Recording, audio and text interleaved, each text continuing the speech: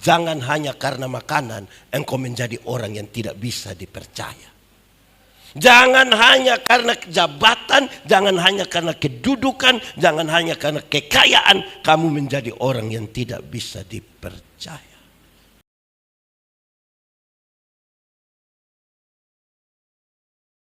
Kami berdoa, ya Tuhan, kami mohon kepadamu, kuatkanlah dan teguhkanlah iman kami, supaya waktu kami belajar firman Tuhan, biarlah ini menjadi waktu paling baik bagi kami. Tuhan, kami berdoa, Tuhan memberkati hamba-Mu yang akan menyampaikan firman. Tuhan juga memberkati semua jemaat yang memberi hidupnya untuk pemberitaan firman saat ini. Jauhkanlah semua penggoda, pencobaan, baik di dalam kami, baik di sekitar kami, supaya dalam damai-Mu kami belajar firman Tuhan. Kami rindu pada firman. Berfirmanlah bagi kami Tuhan, di dalam nama Yesus, firman yang hidup itu kami berdoa. Amin. Mari silakan duduk semua. Bapak Ibu Saudara-saudara, mari kita buka Injil Matius pasal 1 ayat 21 sampai ayat yang ke-24. Injil Matius pasal 1 ayat 21 sampai ayat yang ke-24. Ia akan melahirkan anak laki-laki dan engkau akan menamakan dia Yesus, karena dialah yang akan menyelamatkan umatnya dari dosa mereka. Hal itu terjadi supaya genaplah yang difirmankan Tuhan oleh Nabi, sesungguhnya anak darah itu akan mengandung dan melahirkan seorang anak laki-laki, dan mereka akan menamakan dia Immanuel, yang berarti Allah menyertai kita. Sesudah bangun dari tidurnya, Yusuf berbuat seperti yang diperintahkan malaikat Tuhan itu kepadanya. Ia mengambil Maria sebagai istrinya. Demikian firman Tuhan. Berbahagia setiap orang yang mendengar firman, memelihara dan melakukan dalam hidup setiap hari. Shalom. Selamat malam. Ada sukacita. Saudara tahu kelapa? Tahu? Pernah lihat pohon kelapa? Pernah lihat pohon kelapa berbuah? Pertanyaan terakhir, kenapa buah kelapa jatuh ke bawah bukan ke atas? Karena gaya? Itu jawaban betul kalau di sekolah, toh bagus. Tapi ada jawaban lain yang lebih mendorong kita untuk memahami hal di balik itu. Kenapa buah kelapa jatuh ke bawah bukan ke atas? Karena yang makan ada duduk di bawah. Yo. Tuhan cipta manusia itu hari pertama atau hari terakhir? Sudah ada kelapa atau belum ada kelapa? Berarti manusia diciptakan untuk menikmati segalanya, kan? Bayangkan kalau Tuhan lupa cipta gaya gravitasi, semua kelapa ke atas, matilah manusia. Amin. Kalau begitu pesan utama dari Natal adalah Tuhan mengingat umatnya. Sama-sama 1, 2, 3. Tuhan mengingat umatnya. Kasih kawan di sebelah 1, 2, 3. Tuhan mengingat. Saya mau tanya, Tuhan mengingat umatnya. Amin. Apakah umatnya ada ingat Tuhan? Suara mulai hilang itu. Tuhan mengingat umatnya. Amin. Umatnya mengingat Tuhan. Ingat pada waktu ada orang ini yang selama hidup itu dia ikut ibadah mungkin 4, 5, 6 kali saja. Pertama waktu nikah. Itu nikah pun sudah gabung memang dengan baptis dan CD. Ada yang bangga sekali, dia bilang, Pak Pendeta, saya begini-begini baptis CD nikah di 1 hari. Saya bilang, kenapa tidak tambah dan pemakaman? Supaya baptis CD nikah dan pemakaman. Supaya habis memang. Nah, pembacaan kita hari ini, saudara, saya mau ajak kita lihat 3 hal utama dari pembacaan ini. Juga sekaligus memberi jawab tentang tema kita ini. Tema kita baca sama-sama 1, 2, 3. Allah hadir untuk itu keluarga dong. Ada kenapa kok Tuhan Allah mau hadir, kok mau selamatkan itu? Aman kok keluarga-keluarga? Suami istri aman? Kakak adik aman? Dengan ipar-ipar? dengan mertua. Ini pertanyaan buat jawaban makin menurun itu tandanya tidak aman itu. Nah, bagian yang pertama dari teks yang kita baca, Matius 1 ayat 21 sampai 24, pertama dia bicara tentang nubuat. Sama-sama 1 2 3. Nubuat itu suara Tuhan yang pakai manusia. Tuhan pakai manusia untuk berbicara. Kalau Tuhan yang berbicara ada tipu. Kalau Tuhan yang janji ada tipu. Ada kok tidak? Kalau manusia yang janji ada tipu. Oh ada, di sini ada yang tukang tipu. Ada. Banyak rumah tangga itu kalau sudah mulai dengan tipu, itu biasa bikin rusak itu rumah tangga, dan Tuhan butuh hadir di itu. Saya baca satu status Facebook, dia bilang begini, istri ambil HP kami tidak takut. Hanya deg-degan saja, deg-degan. Suhapus ke belum ini, suhapus.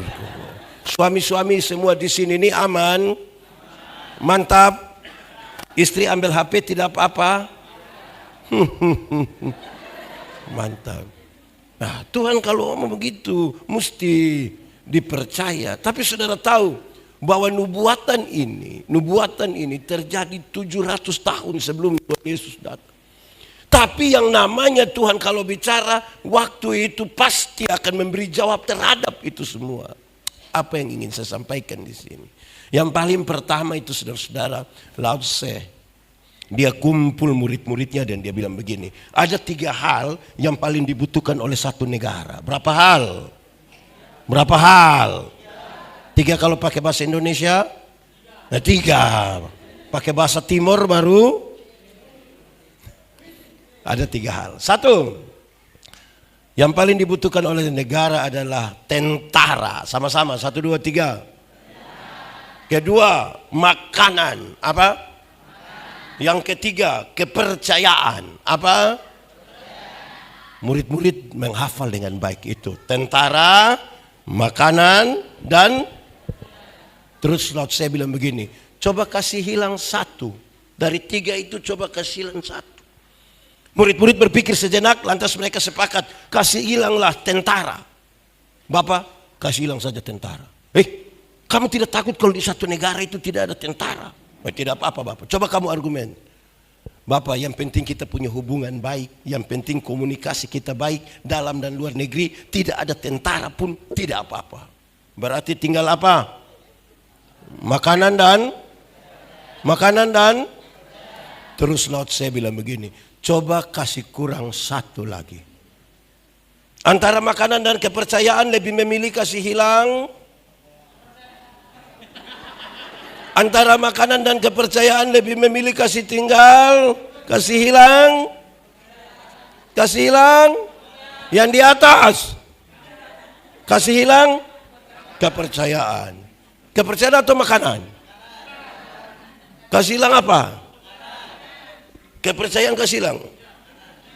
Makanan atau kepercayaan ini? Makanan tidak ada tidak apa-apa. Sebentar tidak makan tidak apa-apa. Saudara, murid-murid sepakat kasih hilang saja kepercayaan. Lalu saya bilang, coba kamu omong, kenapa harus kasih hilang kepercayaan? Bapak, untuk apa kita jadi orang yang dipercaya tapi lapar? Yang kita kerja, yang kita merantau, yang kita cari-cari ini untuk kepentingan makan. Untuk apa? Lalu saya bilang, betul. Yang kamu ngomong itu betul. Tapi kamu baru saja mengungkapkan satu hal yang menghancurkan satu negara. Pesannya dia bilang, jangan hanya karena makanan engkau menjadi orang yang tidak bisa dipercaya. Jangan hanya karena jabatan, jangan hanya karena kedudukan, jangan hanya karena kekayaan kamu menjadi orang yang tidak bisa dipercaya. Apa hubungan di rumah? Tadi saya sudah tanya di awal. Suami-suami itu bisa dipercaya. Istri-istri bisa dipercaya. Bisa. Anak-anak bisa dipercaya. Orang tua bisa dipercaya. Tuhan berjanji begitu. Ini nubuat ini. Manusia ini banyak janji tapi banyak tipunya.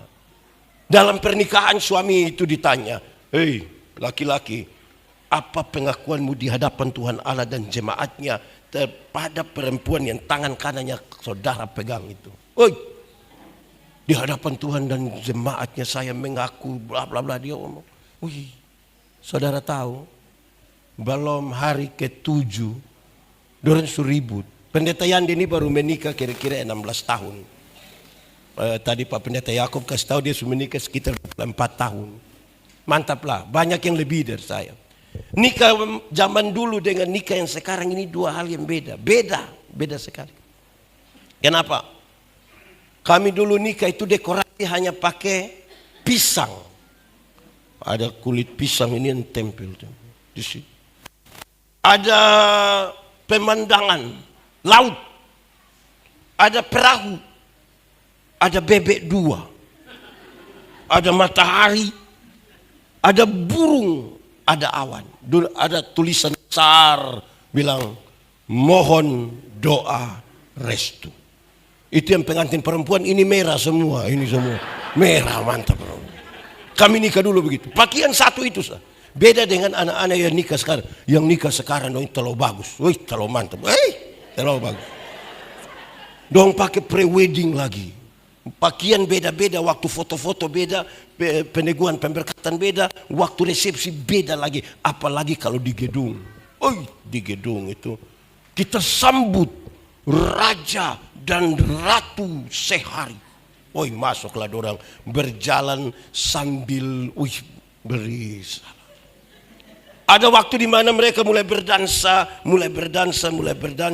menuju satu stage. Begitu terus yang MC bilang, wedding kiss. Yang laki-laki dengan romantis berlutut dan cium di sini sambil petasan. Kami yang sudah nikah di 16 tahun ke atas tuh hanya lihat bilang begini.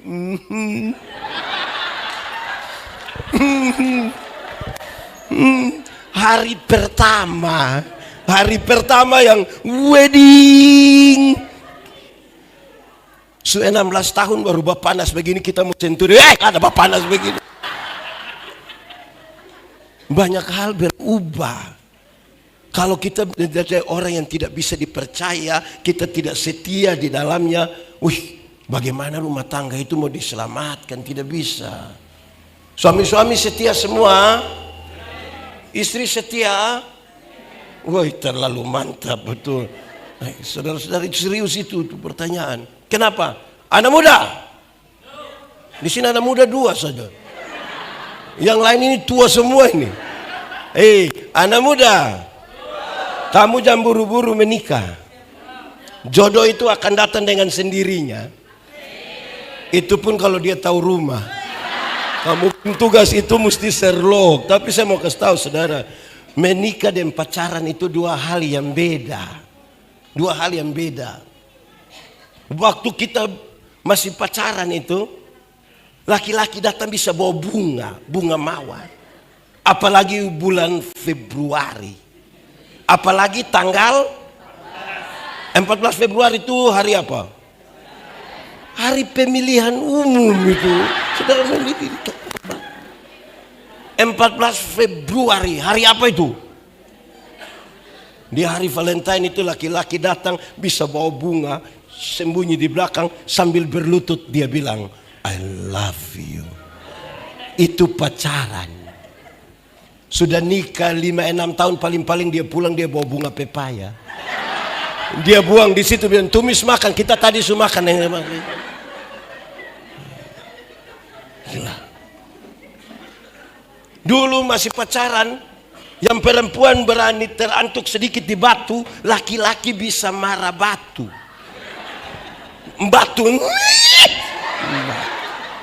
Pacaran. Sudah 5-6 tahun menikah, jalan sama-sama, perempuan berani terantuk sedikit, lu mata taruh di mana?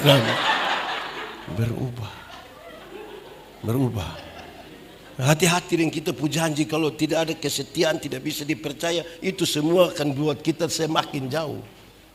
Waktu masih pacaran, perempuan belum jatuh, yang laki-laki sudah tangkap. Kadang-kadang pakai minta tolong, non, yuk jatuh dulu, motong. Pacaran. Sudah menikah, naik motor sama-sama, tabrak anjing, jatuh, yang laki-laki ambil motor, dia tidak ambil ibu istri. Istri protes, papa kenapa ambil motor, tidak ambil saya? Minta maaf, saya minta maaf, saya yang sulunas, tapi motor ini dia masih kredit sedikit. Oke, jadi pertama kita bicara tentang nubuat. Apa yang perlu rumah tangga belajar dari janji Tuhan? Janji Tuhan itu selalu ya dan amin. Sekalipun waktu sangat panjang, pasti ada jawaban, karena dia setia kepada janjinya. Karena itu yang paling pertama, kalau Tuhan tinggal di dalam rumah tangga kita, kita diselamatkan melalui yang tadi. Janji yang kita ingat.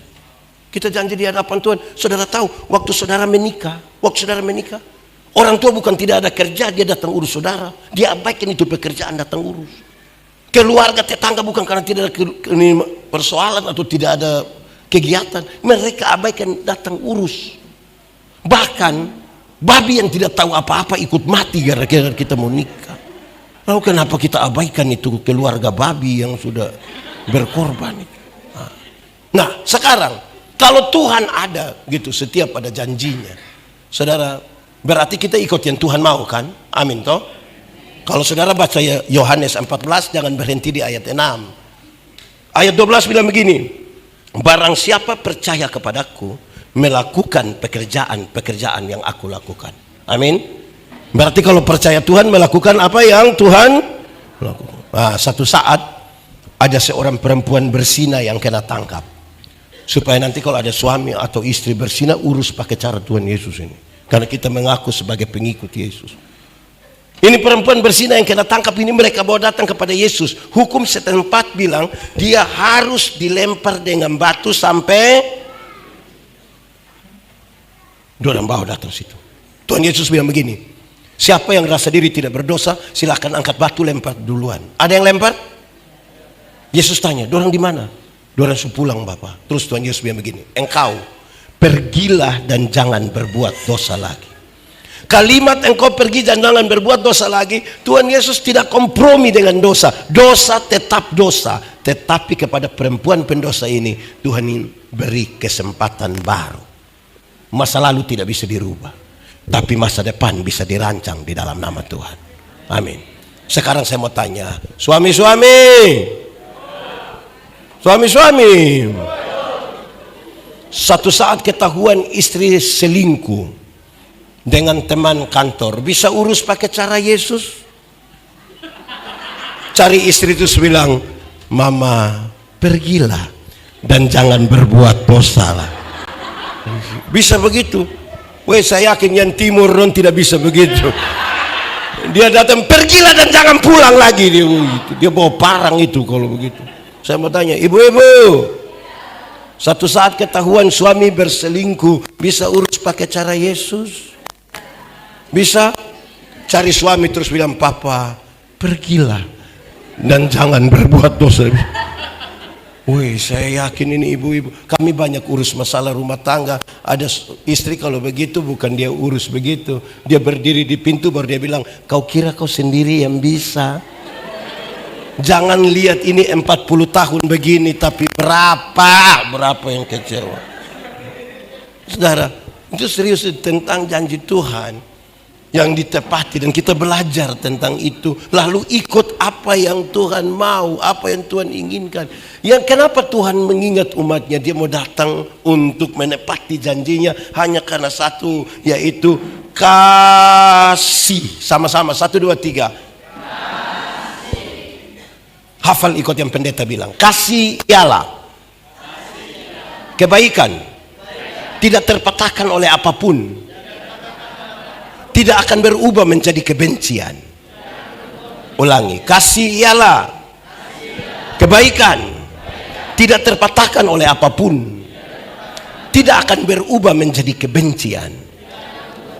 Rujukannya bilang begini, karena begitu besar kasih Allah akan dunia ini. Apakah Tuhan Allah mengasihi dunia?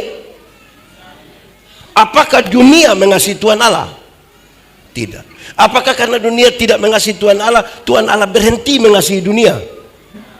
Apakah kemudian Tuhan membenci dunia? Saudara lihat sekarang, kasih tidak terpatahkan. Sama-sama, 1, 2, 3. Kasih tahu teman di sebelah, 1, 2, 3. Kenapa? Supaya jangan ada orang bilang begini, Pak Yakob, saya terlalu hargai Pak Yakob. Tapi setelah saya lihat Pak Yakob punya sifat asli macam begini, maaf saja, maaf. Itu bukan kasih, ego. Di rumah lebih banyak kasih atau egois? Di rumah lebih banyak kasih atau egois? Oh, sudah tahu. Saudara-saudara, tentang kasih itu Paulus bilang, kasih itu sabar.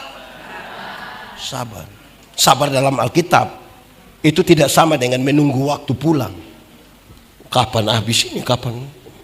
Sabar dalam Alkitab berkaitan dengan 2 hal. 1, sabar terhadap situasi. Sama-sama, 1, 2, 3. Ada situasi-situasi tertentu di rumah yang kita tidak suka. Tapi firman Tuhan bilang apa? Sabar. Ada sakit dan penderitaan yang kita tidak mau jalani lagi karena kanker sudah bertahun-tahun dan kita rasa kita sudah tidak bisa diterima lagi. Mau mati rasanya. Tapi firman Tuhan bilang sabar. Ada tanggung jawab yang kita sudah tidak mau jalani lagi. Sekolah mahal, semua mahal. Beberapa orang tua sudah tidak tahu lagi mau buat apa. Firman Tuhan bilang apa? Ada pendeta satu kepala botak, khotbah terlalu lama, kita supaya malas dengar. Tapi firman Tuhan bilang. Kedua, sabar terhadap orang. Sama-sama, 1, 2, 3. Ada orang-orang tertentu di sekitar kita pun kehidupan ini terlalu menjengkel. Tapi firman Tuhan bilang, ada tetangga-tetangga dekat rumah itu terlalu menjengkel. Tapi firman Tuhan bilang,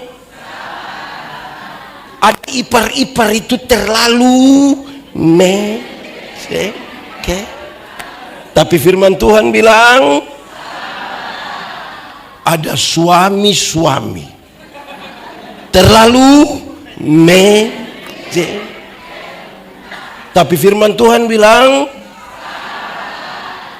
ada juga istri-istri. Ada kok tidak?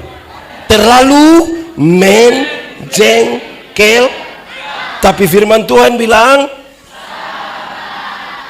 ada mama mantu terlalu menjengkel. Tapi firman Tuhan bilang, saudara-saudara, ada satu nona muda saya bilang begini, Pak Pendeta, saya pasti akan menikah dengan laki-laki yang baik. Saya tanya, kenapa lu terlalu yakin begitu? Dia bilang, karena saya orang baik, Pak Pendeta. Dan saya selalu berdoa kepada Tuhan, minta laki-laki yang baik. Terus saya bilang, nona, bisa begitu juga, bisa juga. Tetapi yang kedua, kadang-kadang untuk orang yang baik macam nona begini, itu Tuhan titip orang gila satu. Untuk tolong urus. Dan orang gila itu sangat menjengkel. Amin toh? Amin toh? Kedua sekarang. Kedua. Di teks itu kita bicara tentang nama. Sama-sama. 1, 2, 3. Mereka dan anak itu akan diberi nama Immanuel. Allah beserta kita. Dia akan disebut Yesus. Begitu. Apa sih arti nama itu? Apa ya? Saudara-saudara, dulu termasuk bangsa Israel tahu ada kuasa yang besar, ada kekuatan yang besar yang menciptakan, yang mengatur, yang memelihara. Tapi Tuhan yang mana tidak ada yang tahu.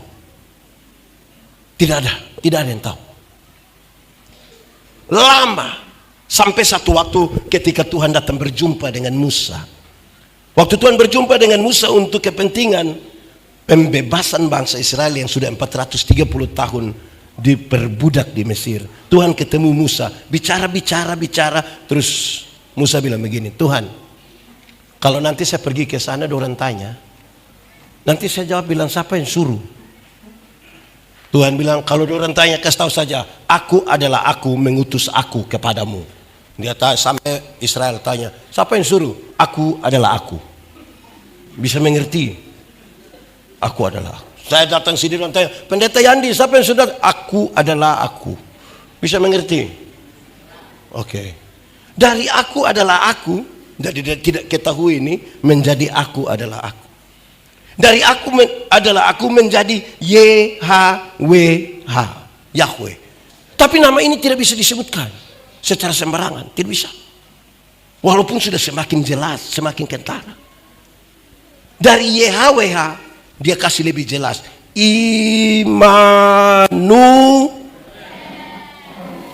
Tapi Immanuel yang mana? Karena di Bali juga ada yang dipun nama.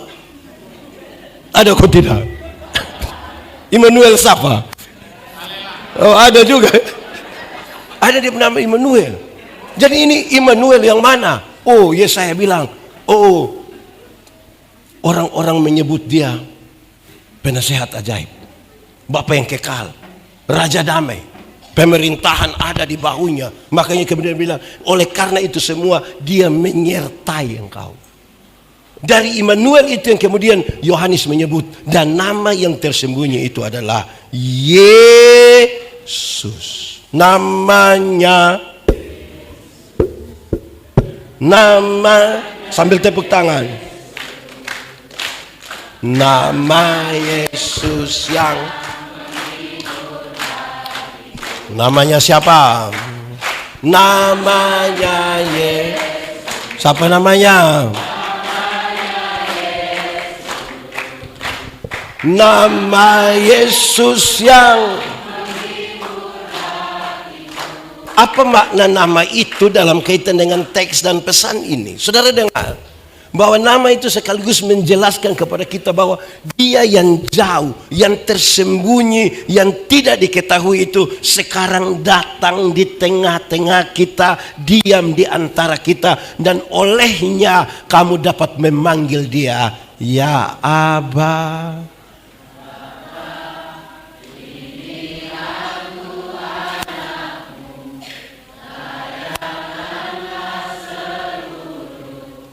Hidupku ya ini aku pakailah sesuai dengan rencanamu. Bisa panggil Bapa. Dulu budak itu dia sama dengan binatang. Tuhan Yesus lahir bahkan di kandang binatang itu supaya mengangkat manusia. Tuhan Yesus bilang, aku tidak menyebut kamu hamba, tapi aku menyebut kamu, karena dia angkat, dia sudah ada di antara kita. Pesan di mana dia yang jauh, yang tidak bisa disentuh. Natal itu peristiwa di mana Allah yang tidak tersentuh itu mau datang tinggal dengan kita. Amin. Allah yang semakin dekat. Persoalan kita banyak di sini kaitan di rumah tangga. Kenapa?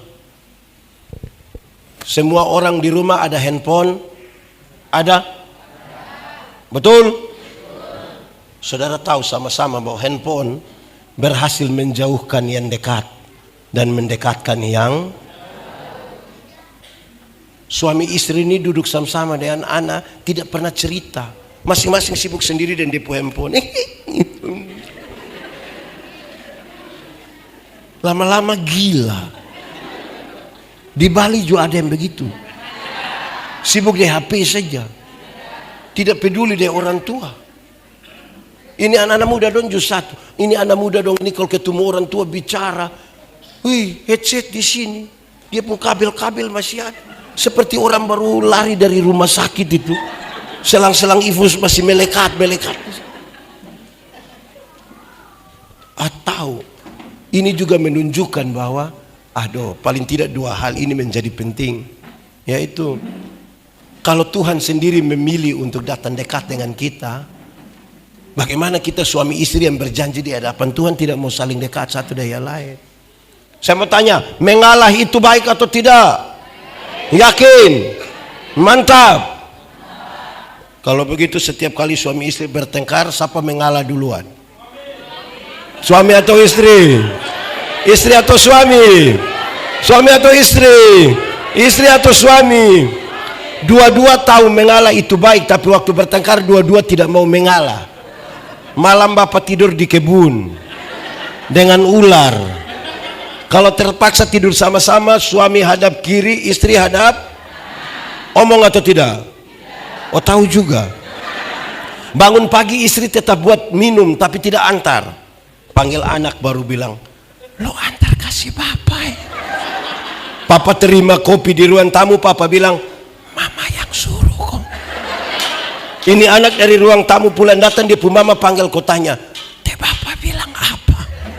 Untung itu anak bilang, kamu dua gila kan? Kok kita berusaha untuk saling menjauh, bukan saling mendekat? Ada apa sih sebenarnya? Itu kita persoalan itu. Saudara-saudara, lalu bagaimana dengan yang lebih dalam praktik hidup kita setiap hari? Ini ada satu dua orang tua datang tanya saya yang begini, Pak Pendeta, ini anak dong tidak tahu kita mau bikin bagaimana. Saya lupa maksud. Pukul sudah, marah sudah, ikat sudah, injak sudah, usir juga. Tapi anak dong tetap begini, tidak tahu dong ikut siapa. Saya bilang mau ikut siapa?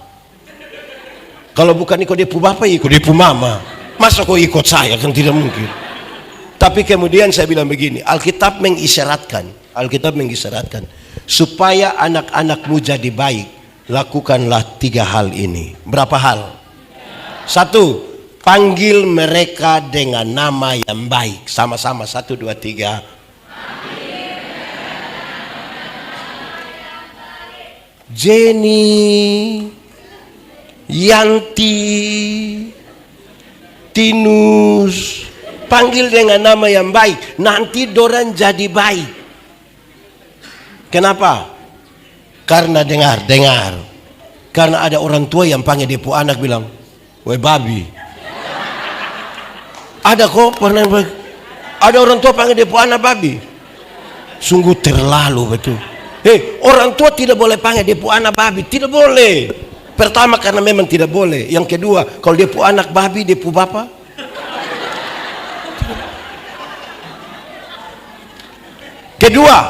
Kedua, berikan kepada mereka makanan yang baik. Sama-sama, 1, 2, 3. Makanan yang baik itu bukan soal 4 sehat 5 sempurna, bukan soal nasi basi atau tidak. Makanan yang baik itu adalah uang hasil judi. Di sini ada yang biasa main judi, yang judi online itu. Uang hasil judi, hasil korupsi, hasil rampasan, hasil tipu. Jangan kasih makan istri anak. Cukupkan dirimu dengan apa yang ada padamu, berbahagialah engkau dan baiklah keadaanmu. Amin kok. Kalau Tuhan Yesus ada di dalam rumah begitu. Berhenti makan uang judi, karena saudara pasti lebih banyak kalah daripada menang. Isi hanya sipit. Berhenti sudah. 3, berikan kepada mereka ajaran yang benar. Sama-sama, 1, 2, 3. Anak-anak ini pelajar cepat. Mereka hanya mengulang apa yang mereka lihat, apa yang mereka dengar. Kalau mereka lihat bapak pukul mama, suami pukul istri, kita melahirkan anak laki-laki yang pandang enteng perempuan. Kita melahirkan anak perempuan yang takut lihat laki-laki. Mama tukang maki, anak tukang maki. Ada. Langsung. Papa mama tukang tipu, anak tukang tipu. Anak dong kalau makan puji, bapak mama juga makan puji pasti. Apalagi orang tua pun cara kasih makan anak ini, orang tua pun cara kasih makan anak ini aneh. Anak kalau tidak mau makan itu kan kasih tau dia bye-bye. Adek, makan sayang. Ini bukan kasih makan. Om pendeta, adek ini terlalu lala. Wah. Itu anak tuh, wow. Kenapa tidak ajar dia bye-bye? Itu anak lari-lari datang kena di sini, jatuh. Dia pun bapak bangun. Ini anak kan ulang-ulang itu saja. Anak-anak tuh kalau tidak tidur malam-malam susah tidur, kasih tahu dong bye-bye, adek, bobo, ayo tidur sudah. Ini sudah latih nih, sudah malam ini tidur ya. Adek belum tidur, papa mama tidur duluan. Ayo tidur. Ini anak-anak belum tidur, dia pun mama sepakat kasih mati lampu. Setelah mati lampu dia pun bapak keluar dari pintu belakang, pergi di jendela kamar bersengaja garu jendela. Dia pun mama sengaja kaget. Om, adek so tidur om. Ini keluarga tipu-tipu. Besok itu anak dong akan tipu. Amin kok. Ada yang pernah bikin depo anak begitu? Kok suruh dia tidur, kenapa kok mesti kasih mati lampu, garu jendela? Aneh betul. Ya, anak-anak ini pelajar cepat. Ada orang tua yang dia tidak mau depo anak merokok, tapi dia bilang, Joni, yo bakar memang. Joni datang setengah, tapi harapan ini anak jangan merokok. Saudara bayangkan ini, rumah ini, bayangkan kalau Tuhan tinggal di dalam rumah kita pasti bye-bye. Contoh, suami istri itu kalau bertengkar, suami istri pernah bertengkar kok tidak? Oh saya kira di Bali suami istri ini bye-bye semua, sama ke domba dan bule dong ini. Suami istri bertengkar itu, jangankan Tuhan, pendeta saja yang datang dong langsung damai. Ada bertengkar, ada ribut, ada maki, tiba-tiba pendeta bilang selum, langsung damai. Selum pendeta, aduh selum, aduh Pak Pendeta mari, ayo pendeta, aduh sayang, ada pendeta itu, baru pendeta. Nanti pendeta tidak lihat, baru tunggu dia pulang. Apalagi kalau Tuhan yang ada di dalam rumah. Bayangkan kalau Tuhan yang ada di dalam rumah. Setiap kali di sini ada suami biasa pukul istri. Aduh. Ibu-ibu, kena pukul tiap hari bahagia. Siapa yang bangun pagi-pagi langsung bilang, Papa, ini hari belum. Tuh. Suami kalau tukang pukul istri, ada Tuhan di dalam. Setiap kali dia mau tampar, untung ada Tuhan. Setiap kali istri malah mau maki dia, untung ada Tuhan. Kalau Tuhan tidak dengan dia, itu yang dia maki habis. Pas lihat pendeta dia bilang, ampun. Ampun kenapa? Ini hanya di mulut pendeta, di hati tidak. Omong kosong. Oke, yang ketiga. Pertama tadi kita bicara tentang nubuat, yang kedua bicara tentang nama, sekarang kita bicara tentang tanggung jawab. Yusuf mengambil Maria sebagai istri. Tolong jawab ini. Pertanyaan ini gampang, tetapi mau menguji kita pun kekritisan iman itu sampai sejauh mana. Saya mau tanya, Natal itu kabar baik atau kabar buruk? Natal itu kabar baik atau kabar buruk? Yakin? Mantap? Yes. Oke, sekarang kita lihat kronologinya. Dengar, ikuti satu-satu. Waktu itu kan kita lagi baca teks yang isiannya berisi begini. Waktu itu Yusuf dan Maria baru bertunangan. Bertunangan itu seperti kita begini. Orang tua sudah datang dan mempelai laki-laki dari Yusuf, sudah ketemu keluarga perempuan, dorang sudah resmi, sudah sah, tapi belum boleh tinggal sama-sama. Yang laki-laki harus pulang ke kampungnya mempersiapkan segala sesuatu, baru kurang lebih 1 tahun dia datang menjemput mempelai perempuan. Biasanya dia datang pada waktu malam, tidak dikasih tahu tanggal berapa. Seorang mempelai perempuan tidak boleh melakukan kesalahan apapun sepanjang masa penantian itu. Justru di masa penantian itulah tiba-tiba Maria hamil. Belum nikah tapi hamil. Kabar baik.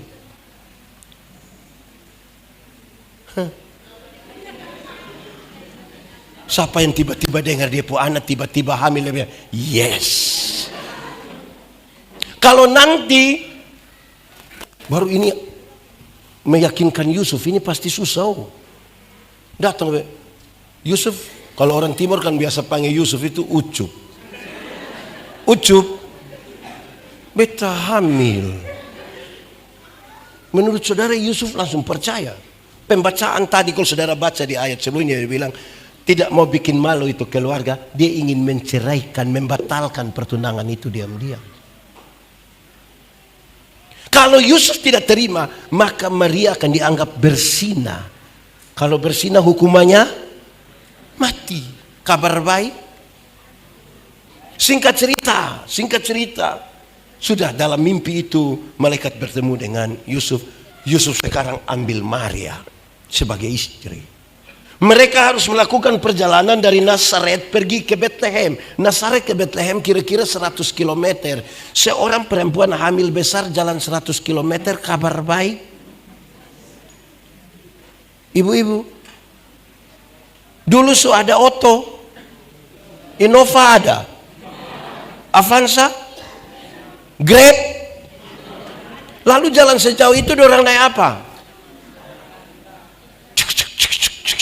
Bagi seorang perempuan yang hamil besar, duduk di atas keledai, jalan tegoyang-tegoyang, kabar baik. Perjalanan itu haruslah sebuah perjalanan buru-buru. Kenapa? Sebab kalau sampai untuk pendaftaran penduduk itu, baru Yusuf dan Maria, itu lebih baik. Sebab kalau Tuhan Yesus sudah lahir, kedua 3 orang pun nama yang masuk, maka tambah pajak. Kabar baik.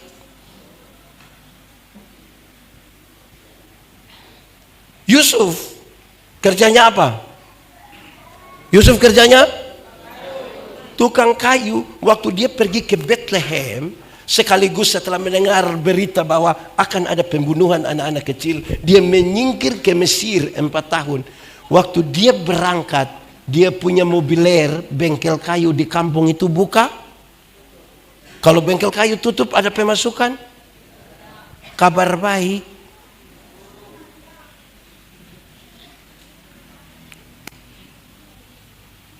Lalu bagaimana hal-hal ini, kabar-kabar ini menjadi kabar baik? Sampai hari ini kita menyebut dia kabar baik. Semua ini berubah menjadi kabar baik ketika Maria mengucapkan kalimat yang penting ini. Aku ini hamba Tuhan. Jadilah kepadaku menurut perkataan. Itu pernyataan tanggung jawab.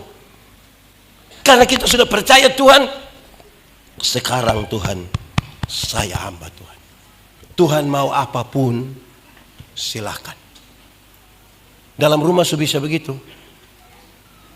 Aku ini hamba Tuhan. Jadilah kepadaku menurut perkataan.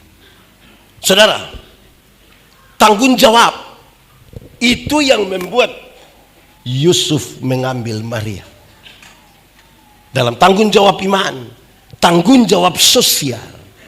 Dalam 2 tanggung jawab ini dia menjalankan. Ingat, tanggung jawab itu kelasnya di atas dari kewajiban. Kewajiban dan tanggung jawab itu 2 hal yang berbeda.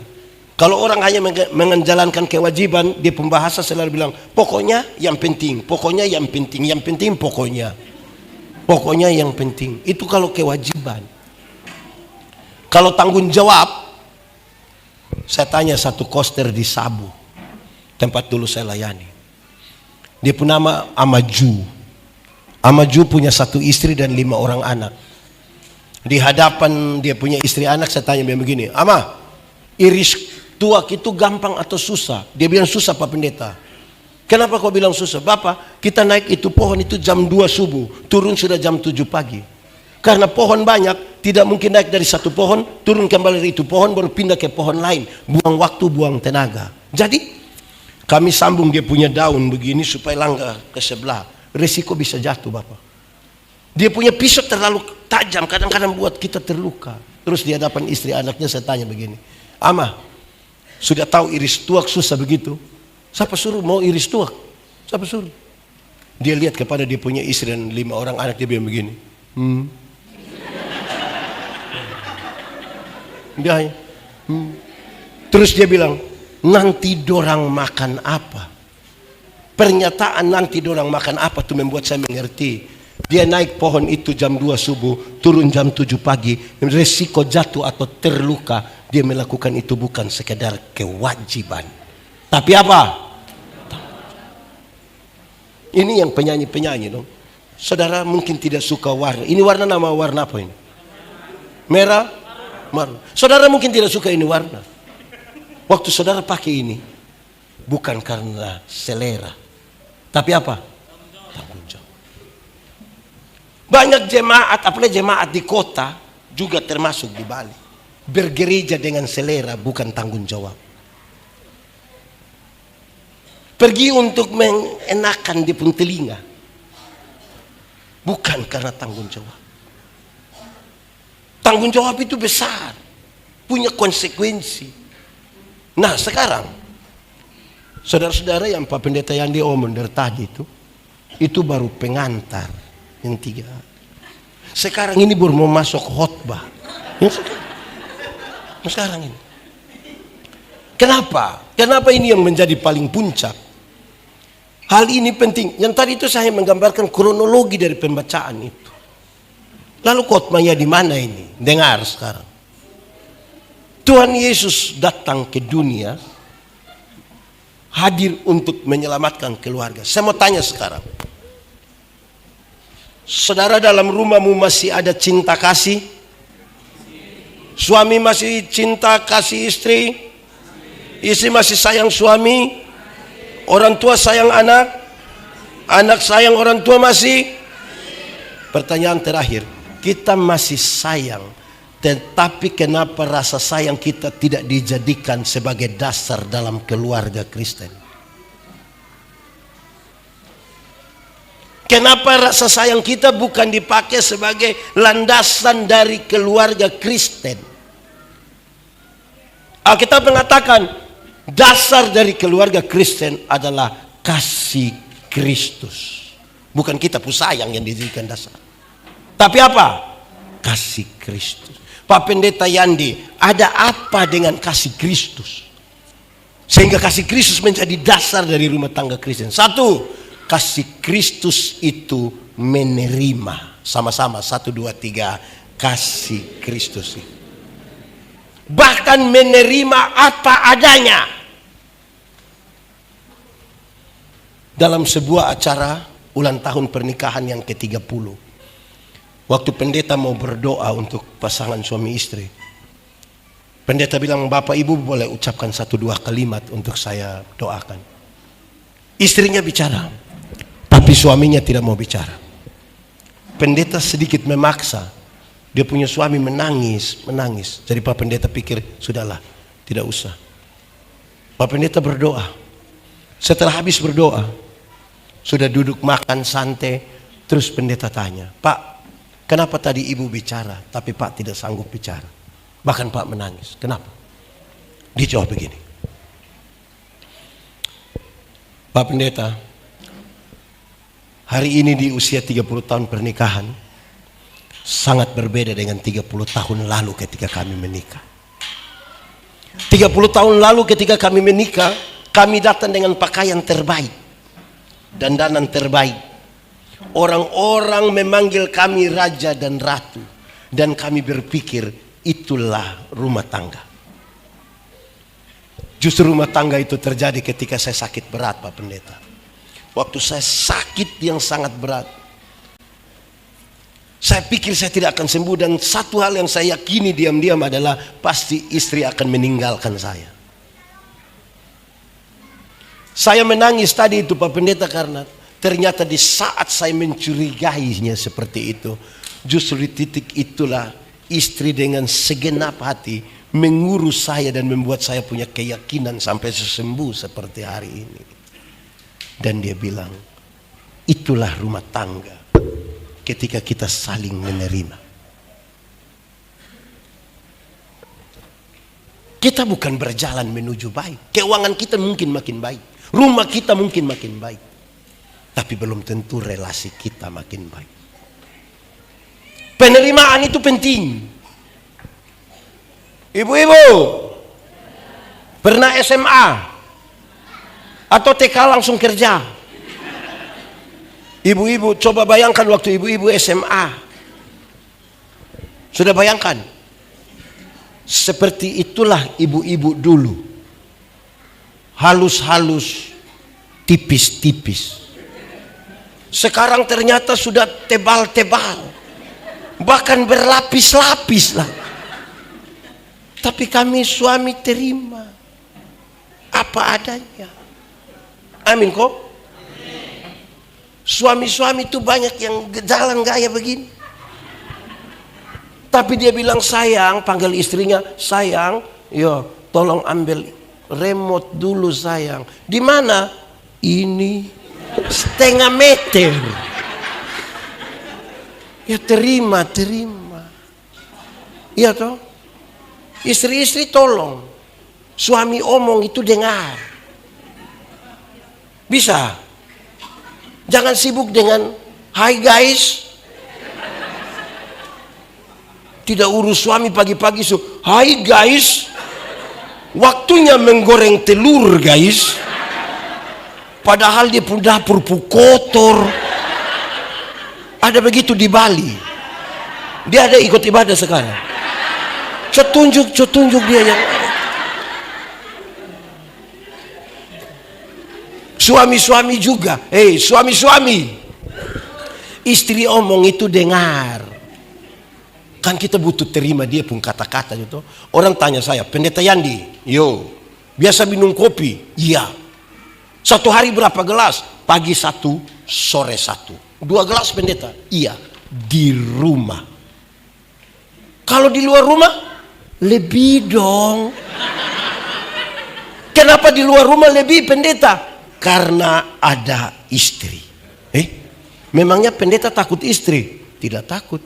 Kita hargai. Hargai bagaimana pendeta? Setiap kali kita bilang, mama, kopi 1 gelas. Cukup, sudah. Tadi sudah, cukup. Itu kan pendeta takut. Bukan takut, hargai. Bagaimana pendeta bilang hargai? Kalau besok karena kopi dan pendeta Yandi sakit, itu ibu-ibu yang minta foto-foto dengan pendeta Yandi itu, dorang tidak urus pendeta Yandi yang sakit. Tapi dia yang stop, sudah cukup, dia yang urus. Karena itu dia omong tolong dengar. Kalau besok-besok pendeta Yandi mati, itu ibu-ibu yang minta foto-foto dengan pendeta Yandi itu, paling-paling dong kasih naik kita pu foto di Facebook. Tulis RIP dengan emoticon yang ada menangis-menangis. Ada kalimat di bawah bilang, pernah bersama-sama dengan pendeta Yandi. Saya mau tanya, yang lanjut kredit, siapa yang lanjut? Ya kalau istri omong itu tolong dengar. Ini bapak-bapak dong ini. Saya khotbah tentang unsur dari buah roh. Saya bilang ada salah satu unsur dari buah roh adalah kelemah lembutan. Apa? Kelemah lembutan itu terdiri dari dua kata yaitu lemah dan disambung menjadi. Saya bilang banyak laki-laki, banyak suami ini hanya sampai di lemah saja, lembut tidak. Ketika dia lemah baru dia mengerti kelembutan. Kalau dia sudah sakit, sudah lemah, semua mati itu, tiba-tiba dia punya lembut itu tiada tara. Dia akan bilang daripada dia punya istri, mama, tolong, Tuhan Yesus baik. Itu kalau ada lemah. Tapi kalau dia ada kuat-kuat, istri bilang, Bapak, berhenti mabok su bapak-bapak, tolong berhenti. Ingat umur, ingat kita istri, tolong ingat. Kau paling mati. Bapak su mati su baik, kasihan istri anak. Besok pagi petugas koperasi datang, siapa yang penerima? Saya kasih nikah banyak pasangan muda. Saya tanya yang laki-laki, suka dia punya apa? Suka dia punya hati, Pak Pendeta. Oh, dia punya hati saja, kaki tidak. Kaki juga, Pendeta. Kau suka dari mana? Saya suka dia dari ujung kaki sampai ujung rambut. Oke, saya mau kasih tahu. Kalau engkau terima dia dari ujung kaki sampai ujung kepala, ingat, di dalam dia punya perut itu ada yang namanya tai. Betul kok tidak? Atau di sini di Bali ada yang bebas itu. Artinya yang namanya manusia mau cantik karmana, mau ganteng karmana, mau miskin karmana, mau kaya karmana, tetap ada yang kotor dalam hidupnya. Jangan kita mau terima yang bersih saja. Sebagaimana Yesus menerima kita apa adanya. Terima dia supaya istri jangan bilang, suami jangan bilang, istri bilang, beta bertaul. Pernah dengar itu kalimat? Atau sendiri ucap?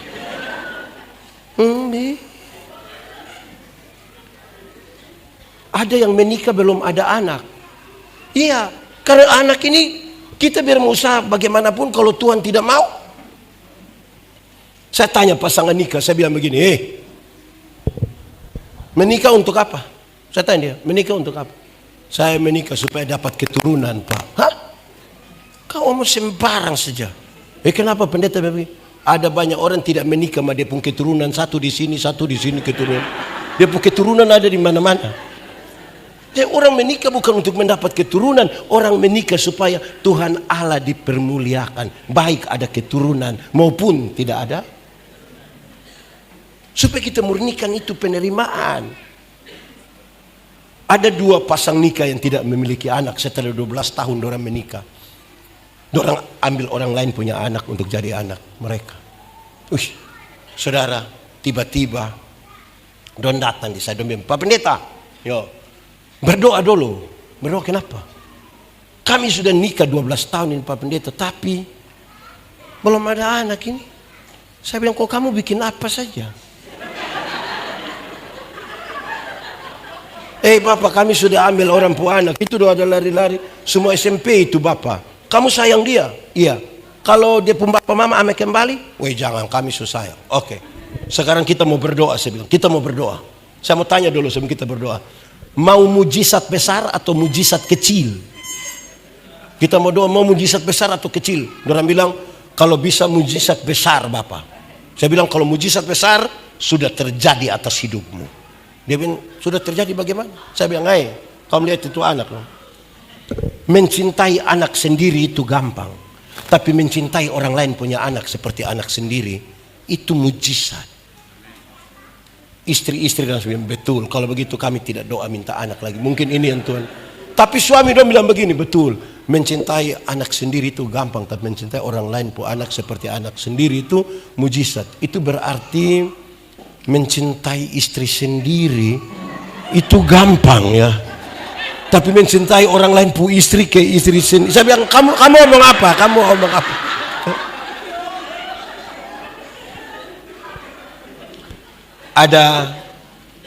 Ada satu ibu, dia tanya dia pun teman-teman bilang begini, adakah ramuan untuk bikin rumah tangga jadi baik kok? Kenapa lu tanya begitu? Kami punya rumah tangga ini sering bertengkar, kami berkelahi terus, tidak aman. Terus teman-teman bilang begini, di dekat hutan itu ada satu guru bijaksana. Pergi tanya dia, nanti dia kasih tahu. Ini ibu datang, bapak guru yang bijaksana. Adakah ramuan yang bisa membuat keluarga aman, tidak bertengkar berkelahi? Kenapa ibu tanya begitu? Tolong kami pun rumah tangga yang tiap hari bertengkar berkelahi terus. Ini guru bilang begini, oh ada. Tapi ini dia punya bahan, dia punya ramuan agak susah. Kecuali kalau ibu bilang ibu bisa dapat dia punya bahan. Apa itu? Oh, ini ramuan terdiri dari 3 helai kumis harimau. Ibu bisa dapat, dia bilang, untuk saya pun rumah tangga apapun saya akan cari. Woi, dia bawa daging. Dia bawa daging pergi ke hutan. Harimau datang, dia lepas itu daging, dia bangun lari. Tiap hari dia makin dekat, tiap hari dia makin dekat, tiap hari dia makin dekat. Sampai satu hari, harimau ambil daging itu di tangannya. Waktu harimau ambil juga ini, ibu bilang dia harimau. Harimau, saya boleh ambil kumis 3? Harimau, Maka dia ambil kumis harimau 3. Senang dia lari kepada guru. Pak guru, saya sudah dapat ini 3 kumis harimau. Ah, betul? Iya. Coba kau cerita. Dia cerita bagaimana susahnya dia ambil itu 3 kumis harimau. Setelah dia cerita dengan sangat ekspresif, guru itu bilang begini, coba kasih itu kumis harimau, ini ibu kasih. Guru bijaksana ini kucak-kucak ini buang di dalam api. Marah ini ibu. Bapak kenapa buang di api? Saya carikan susah. Masa bapaknya tinggal buang dia di dalam api begini? Wah. Terus ini guru bijaksana bilang, ibu, saya heran dengan ibu ini. Harimau yang begitu jahat saja ibu bisa pelan-pelan ambil dia kumis 3. Sementara untuk cari tahu ibu pun suami pun kebaikan yang tiap hari ibu tidur dan dia bicara cinta dan dia ada anaknya, ibu datang tanya saya. Lebih baik ibu kawin deh harimau. Baru ini ibu pikir, oh betul juga. Kita ini ibu-ibu yang paling tahu suami. Jangan orang lain pu istri yang lebih tahu kita pu suami. Amin toh. Penerimaan. Kasih Kristus itu menerima. Tuhan ajar kita dalam rumah tangga. Kalimat ini baik, dengarin. Dalam rumah tangga itu Tuhan ajar kita. Kalau sesuatu dalam rumah tanggamu rusak, perbaiki, bukan buang. Saya ulangi. Kalau sesuatu dalam rumah tanggamu rusak, perbaiki, bukan. Sebab kalau kau buang, kau cari satu lagi rusak lagi. Atau semua baik. Kalau ada rusak, ini penerimaan. Saya pacaran dengan sapu istri. Dulu kami masih pacaran. Kami pacaran 10 tahun. Orang bilang, oi pendeta bisa pacaran 10 tahun. Iya dong. Setia. Bukan soal itu. Lalu soal apa? Soalnya kalau saya berhenti dengan dia, siapa lanjutnya saya? Tapi saya bilang kepada sapu istri. Masih pacaran. Saya bilang, non. Kalau nona cari yang kaya, supasti bukan saya. Supasti bukan beta. Kalau nona cari yang ganteng, kita bersaing. Tapi nona tahu, kalau nona butuh bahagia, lihat baik-baik. Ini.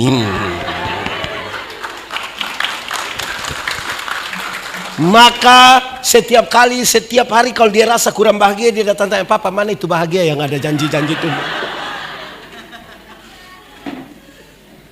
Gitu.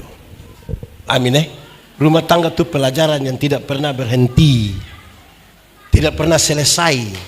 Jadi saudara jangan bilang saya sudah tahu saya punya istri, atau sebaliknya. Ada hal yang terus menerus harus digali. Kedua,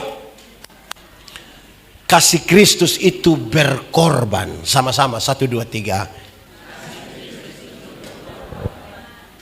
Bahkan nyawanya dia korbankan untuk kita. Rumah tangga mana mau diselamatkan kalau tidak mau tidak ada pengorbanan. Kalau tidak mau merendah. Banyak rumah tangga itu bermasalah karena bunuh ayam, bapak dapat.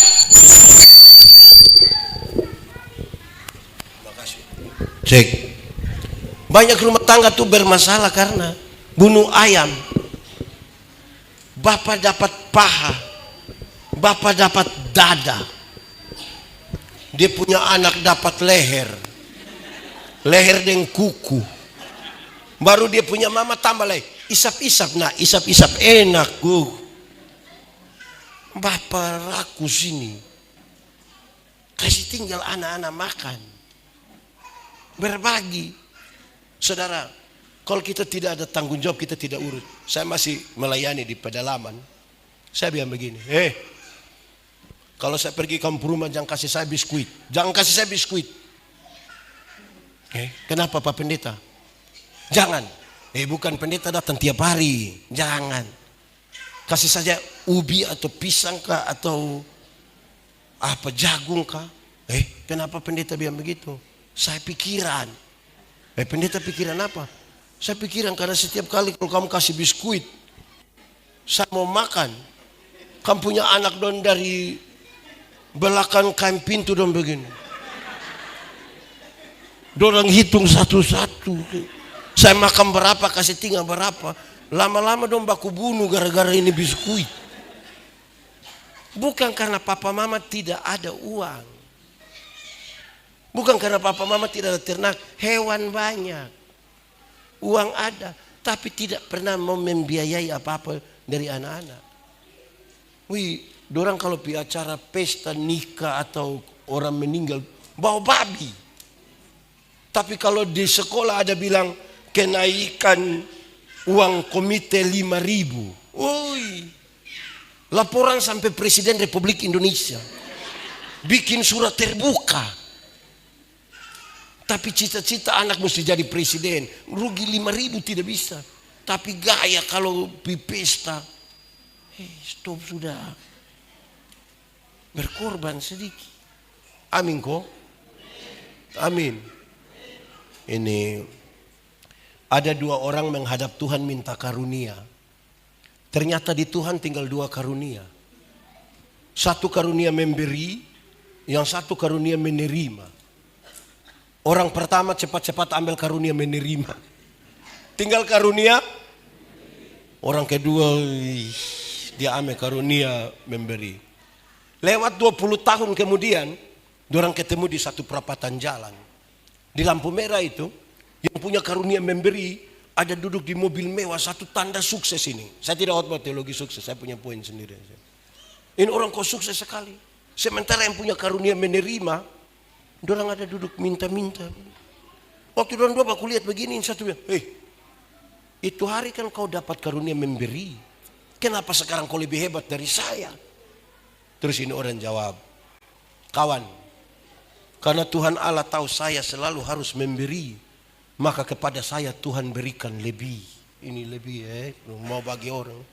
Tapi kawan ini kan karunia menerima, jadi di mana-mana hanya begini.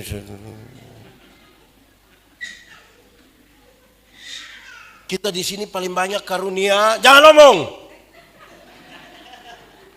Ada yang dan Tuhan sesekikir. Tangguh persembahan datang dia hanya begini. Terlalu susah apa sampai di Tuhan pun kita tidak bisa memberi. Kalau dia hanya begini nih, saya takut. Ibadah kalau 10 kali, dia pulang dia jalan sudah begini.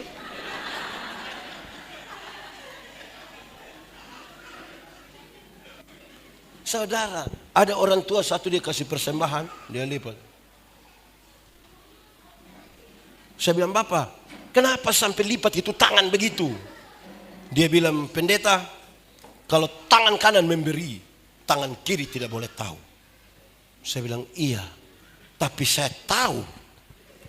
Pendeta tahu apa? 1.000. Makanya 100 tidak mungkin begini. Sudah beginilah dia sengaja batok-batok.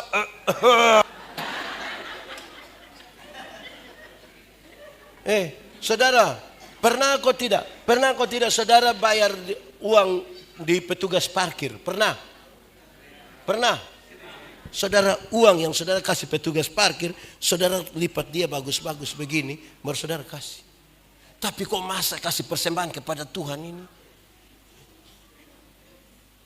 Itu sebenarnya dia tidak mau memberi itu. Takut berkorban itu. Kenapa sampai di uang 2.000 yang ada, 2.000 atau 2.000 yang Patimura itu? 1.000. Kenapa Patimura pegang dia pedang begini? Kan ada yang ramas-ramas sampai itu pedang hampir patah. Jadi Patimura agak geser sedikit. Pendeta Yandi su omong uang. Saya tidak bicara, saudara tidak kasih, tidak soal. Tapi saya mau kasih tahu saudara, persembahan itu datang dalam kata dasar sembah, bukan sumbang. Siapa mau lebih kaya dari Tuhan kau sumbang ke Tuhan? Dalam sembah itu datang kasih yang terbaik, bukan nilai tertinggi, yang terbaik. Sedapat-dapatnya isi di dalam memalukan. Jadi berikan yang terbaik toh. Aman. Wih, saya malu betul mulai itu. Saya pisahkan antara uang dan boarding pass. Berkorban sedikit. Dalam rumah tangga kalau tidak ada bisa. Bayangkan pulang sama-sama dari gereja sampai rumah, bapak duduk santai-santai. Mama nanti lihat makan ya.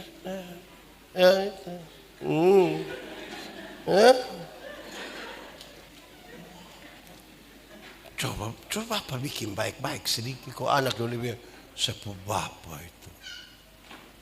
Amin lah. 3. Kasih Kristus itu mengampuni. Sama-sama, 1, 2, 3. Rumah tangga kalau tidak ada pengampunan, tidak akan selamat itu rumah tangga. Karena kadang-kadang kita punya suami itu istri juga tanpa pengampunan tidak bisa. Apalagi tiap hari dia ada pusing, sibuk di grup WA. Di grup itu ada mantan lagi di situ. Sampai-sampai masuk kamar mandi juga dia bawa dia handphone. Banyak yang tipu hari-hari ini nih banyak. Kalau kita tahu bahwa kita ditipu itu, hati kalau tidak bisa mengampuni, membekas betul-betul di kita punya. Ini anak muda dong. Mau latihan untuk pasca ini, telepon tanya. Posisi. Langsung gampang sah. OTW. Padahal tidur.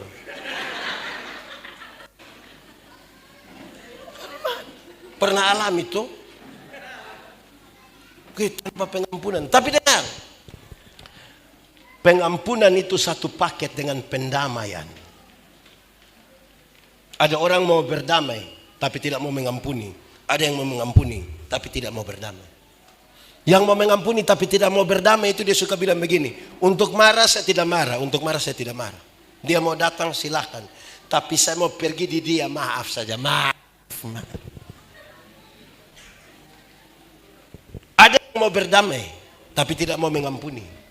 Yang mau berdamai tapi tidak mau mengampuni itu anak kecil orang. Kalau main kelereng berkelahi, dia pun bapak datang, damai ini kan biasa orang jabat tangan toh. Itu dia pun cara jabat tangan. Kalau orang NTT, cium. Ini kau pun saudari cium. Itu dia pun cara cium. Terus ada yang japri. Woi, kita lihat sodame. Dia balas, siapa bilang? Pengampunan. Karena kita pun hidup ini selalu berjumpa dengan banyak hal yang tidak pas. Dengan perjumpaan kita dengan istri, suami, anak-anak, mertua. Nah kalau Tuhan tinggal di dalam rumah kita bagaimana? Nah sekarang dari 3 hal itu, mari kita mengerucut di bagian paling terakhir. Saya mau tanya, ibu-ibu, di sini tidak ada ibu-ibu, ini SMP semua. Ibu-ibu, melahirkan itu sakit atau tidak? Terlalu sakit. Mau melahirkan normal atau abnormal tetap sakit. Sesar itu abnormal. Waktu ibu-ibu sakit melahirkan, suami saja tidak bantu. Waktu ibu doang sakit melahirkan, ibu sakit di itu ruang, suami hanya taruh tangan di kepala baru dia bilang, Yesus. Sudah bilang Yesus lah, dia bayangkan ini anak-anak muka mau ikut siapa ini sebenarnya. Saudara tahu, dengar. Kamu anak-anak waktu kamu lahir itu kamu tidak tahu apa-apa. Kamu hanya tahu menangis. Waktu kamu menangis itu orang tua hanya pikir satu, lapar. 2, basah. 3, salah urat. Keempat, mungkin dia punya nenek di kampung mau taruh dia pun nama di ini. Kamu tidak tahu. Waktu kamu baru lahir, tidak ada yang jam 3 pagi. Kamu punya jam tidur, orang tua punya jam bangun. Orang tua pun jam tidur, kamu pun jam bangun. Banyak orang tua tidak tidur gara-gara kamu. Jam 3 subuh masih ada orang tua gini. Betul? Dalam keadaan sempoyongan tidak bisa tidur, seringkali ibu-ibu dipaksa lagi menjadi penyanyi. Makanya seringkali ibu-ibu punya lagu tidak bisa dipertanggungjawabkan. Kalau tidak bobo digigit. Padahal justru kalau anak bobo itu baru nyamuk gigit. Kalau anak lari-lari nyamuk mana mau gigit dia. Tapi sudah jangan permasalahkan. Kamu lahir, kamu tidak tahu bicara. Orang tua ajar kamu bicara satu-satu suku kata. Pa. Usia begini sudah lancar bicara. Ada suka bicara dengan orang tua? Ada suka bicara dengan orang tua? Ada suka bicara dengan orang tua? Diorang lebih suka bicara dengan. Sekarang saudara lihat, kamu lahir tidak tahu bicara, orang tua ajar bicara, sulancar bicara, lebih suka bicara dengan teman daripada dengan orang tua. Pertanyaan terakhir, kenapa mau kasih makan manusia macam begini? Hanya satu kalimat, kasih tidak terpatahkan. Kamu waktu lahir kamu tidak bisa jalan. Atau siapapun anak yang lahir, dia lahir langsung bilang, putar ke kiri. Orang tua ajar kamu jalan, pegang di tangan baru bilang,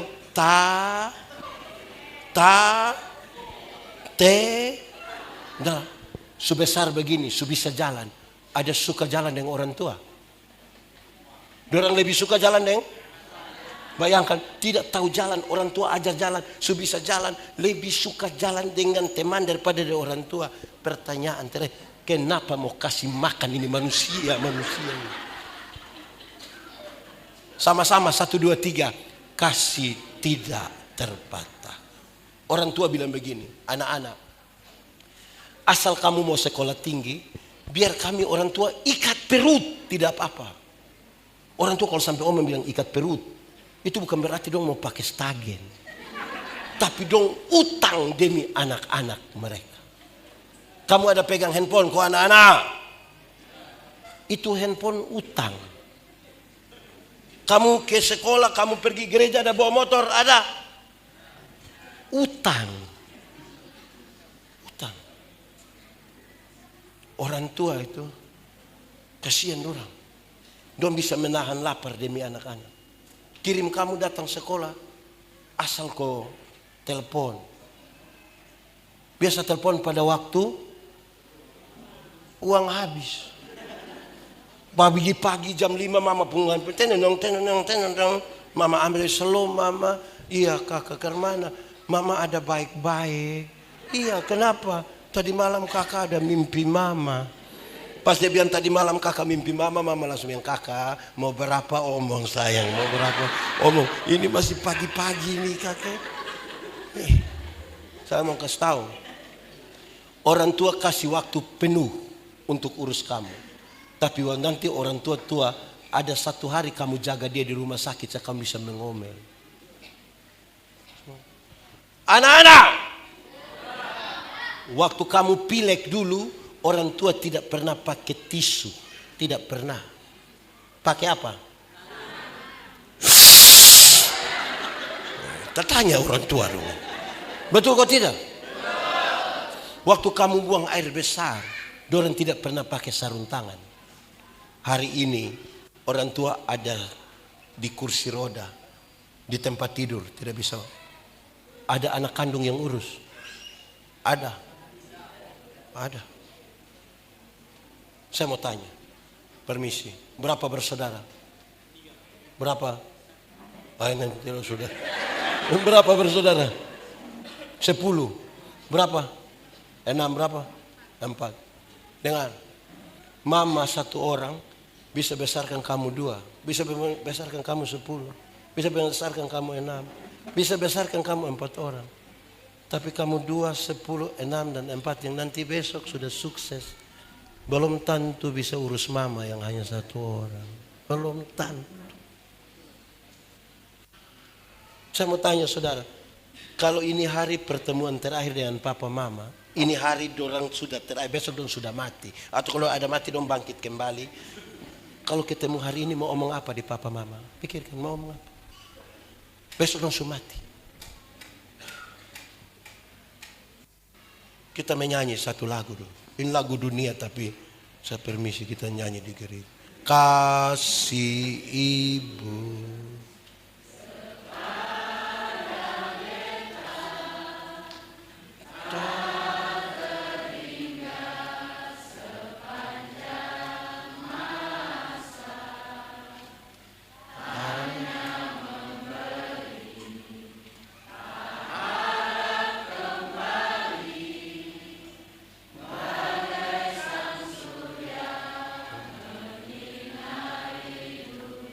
Anak-anak yang dia punya bapak atau mama ada di sini, kita menyanyi ulang ini lagu. Dia bangun dari dia tempat duduk, peluk dia pun bapak atau mama.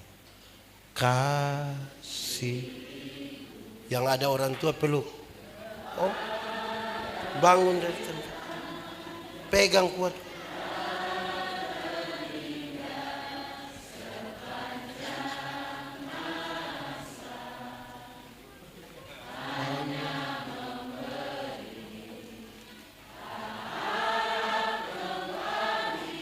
Bagi apa?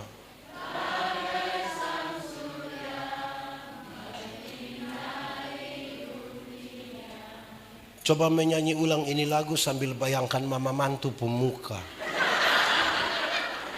Kasih kepada siapa? Saudara tidak mau bayangkan.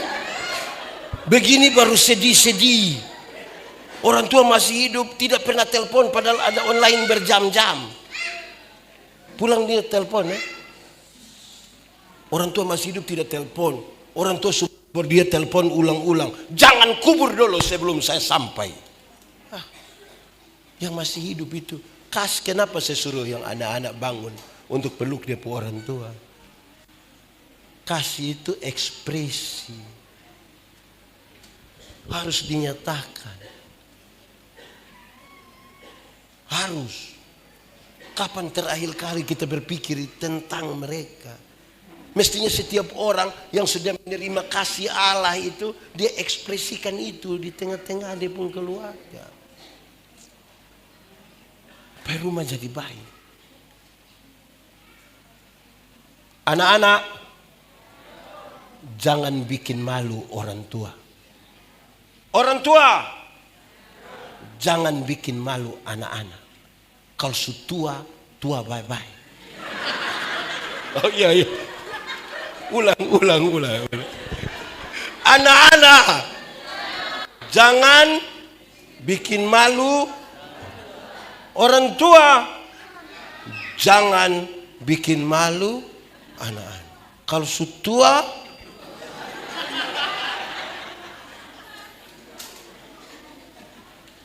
saudara, ada 2 hal paling penting orang berjumpa dengan Kristus. Dalam rumah tuh ada 2 hal yang tidak boleh hilang. Itu kebutuhan paling mendasar. Kalau omong ibadah, doa biasa, saya mau tambahkan ini. Kebutuhan terbesar dari seorang suami adalah dihormati. Sama-sama 1, 2, 3. Dihormati. Hai istri-istri, tunduklah pada suami. Istri harus ajar anak dan semua yang di dalam rumah hormat pada suami. Dia tidak dapat di rumah, dia cari di luar. Ibu-ibu punya pendapatan lebih besar dari suami, jangan anggap remeh dia di muka banyak orang atau dia. Suami bikin salah, ada banyak orang, jangan marah dia di tengah-tengah banyak orang. Jangan, dia rasa hilang penghormatan. Tunggu sampai rumah baru mau injak silakan. Ikat silakan.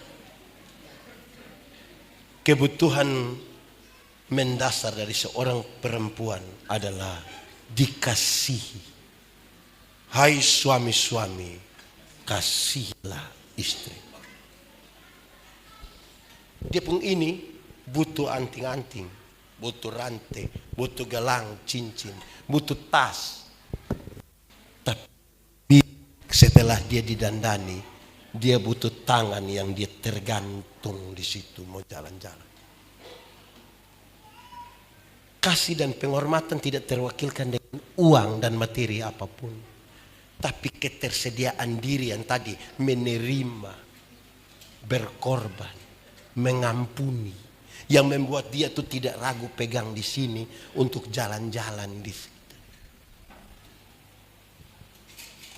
Dan sampai kita sudah tidak ada lagi itu barang di rumah.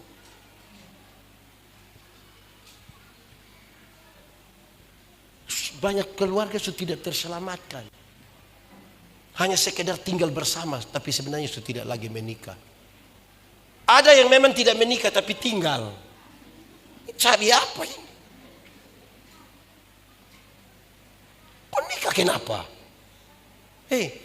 Yang belum menikah tapi tinggal sama-sama kau tahu. Kita di kampung ini kau bangun pagi, ada babi satu lewat situ, orang tanya pakai bahasa timur, dia bilang, "Nane sekau ini." Itu siapa punya? Apalagi perempuan yang tidur sama-sama dengan kita, masa orang tanya itu? Nane sekau. Itu siapa? Terus saudara bilang itu saudara pu istri. Buktinya? Bilang itu kita pu istri, bukti di mana? Kan sekedar tidur sama-sama, bukan istri juga orang ada tidur ini. Tidur sini, dia tidur situ lah, dia tidur. Udah bayangkan. Karena itu lihat, atur Bapak Eko, jalani kita pun kehidupan rumah tangga dan baik sebagai orang-orang yang bukan sekedar merayakan Natal. Tapi Kristus betul-betul hadir di tengah-tengah. Tadi saya merasa tersentak sekali dengan apa yang tadi Pak Pendeta Yakob omong. Kita pun acara Natal ini terlalu banyak. Mulai dari pakai baju merah, marun, hijau, merah, kuning, meletus. Tapi apa itu perayaan kemudian membangkitkan sesuatu yang punya efek bagi kita pun kehidupan rumah tangga atau apa. Saya tutup ini khotbah. Ada satu rumah tangga bikin lomba dalam rangka menyambut kelahiran Yesus Kristus. Maka rumah tangga itu berlomba buat palungan. Itu palungan setelah jadi, maka isi jerami. Tapi jerami itu dihitung menurut perbuatan baik. Kalau bikin baik, taruhlah 1. Kalau tiba-tiba bikin tidak baik, kasih keluar 1. Bangun pagi, berdoa. Baik atau tidak? Ambil 1, taruh. Bangun pagi, selum orang tua, selum anak. Baik atau tidak? Ambil 1, taruh. Ada mobil lewat, bel, ding, kita kaget maki. Baik atau tidak? Kasih keluar 1. Anak, orang tua, papa mama, buat palungan. 24 Desember. Dia bilang pasti Tuhan datang. Kira-kira kalau Tuhan datang di malam lahir itu, kira-kira nanti dia mau tidur di siapapun yang paling empuk. Dia berlomba. Natal telah tiba di 25 dan Tuhan Yesus datang. Tuhan Yesus datang ketok pintu. Halo. Yo. Tuhan Yesus, mari masuk. Duduk sama-sama. Cerita-cerita, dorang cerita-cerita. Tapi Tuhan Yesus tidak memilih ini palungan. Tidak bertanya juga tentang palungan. Penasaran kepala keluarga ini. Kepala keluarga ini kemudian bikin Tuhan Yesus minta maaf. Kami ada bikin lomba palungan. Kira-kira Tuhan Yesus mau tidur di siapapun palungan. Kami tidak akan menyebutkan ini Bapak pu mama punya, tapi ini kami punya. Bapak pilih. Tuhan Yesus mau pilih yang mana silakan. Lalu apa jawab Tuhan Yesus? Tuhan Yesus bilang, saya tidak akan memilih satu pun dari kamu punya ini. Tidak baik kok Tuhan? Bukan satu tidak baik, bukan. Saya tidak memilih karena setelah kamu punya kegiatan ini, ternyata di ini rumah tidak ada lagi suami pukul istri. Ternyata di ini rumah sudah tidak ada lagi suami tipu istri, anak tipu orang tua, istri tipu suami. Ternyata penuh sopan santun di rumah. Jadi Tuhan Yesus mau tidur di mana? Saya sudah ambil keputusan, saya akan tinggal di ini rumah. Karena ini rumah adalah rumah yang baik untuk saya tinggal di dalamnya. Amin. Mari tunduk kepala semua di hadapan Tuhan. Kita angkat hati kita mau berdoa. Firman Tuhan berkata, kalau kamu dengar suaranya jangan keraskan hatimu. Minta Roh Kudus lembutkan hati yang keras. Nikmati 1-2 menit dengan Tuhan. Dan kalau ada yang mau berkomitmen bagi keluarga, bagi rumah tangga, anak, istri, suami, silakan. Ini soal kita dengan Tuhan. Nikmati saja. Mungkin saudara tadi hanya mau datang ikut acara, tapi kemudian menyadari, ternyata memang ini firman ditujukan betul bagi saya. Saya mau yang baik, yang dari Tuhan. Mari kita angkat hati. Ya Tuhan, kami belajar sedikit dari firman-Mu hari ini. Kami percaya tidak kebetulan untuknya. Karena itu kami minta firman-Mu jadi pelita bagi kaki kami, terang bagi jalan kami. Akan bertumbuh dan berbuah di dalam hidup kami. Supaya kami pulang dengan sukacita karena firman-Mu. Dan perayaan Natal kami tidak menjadi Natal yang sia-sia. Terima kasih banyak. Di dalam nama Yesus kami berdoa. Amin.